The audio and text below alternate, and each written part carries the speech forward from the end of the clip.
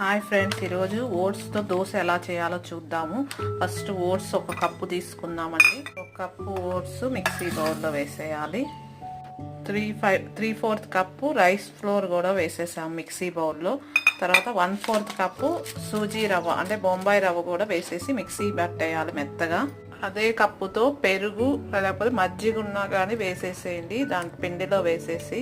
తర్వాత ఒక ఆనియన్, పచ్చిమిర్చి ఒకటి, అల్లం ముక్క ఒకటి వేసి మిక్సీ బౌల్లో వేసి బాగా దోశ పిండిలాగా మిక్స్ చేసుకోవాలి. బాగా గ్రైండ్ చేసుకుందాం. ఇలా మిక్స్ చేసుకున్నది పిండిలో క్యారెట్ తురుము కూడా వేసుకోవచ్చండి. వేసేసి మిక్స్ చేస్తున్నాను. ఇప్పుడు పెను మీద ఆయిల్ వేసి ఊతప్పం లాగా దోశలాగా పోసుకుందాం. అంతేనండి.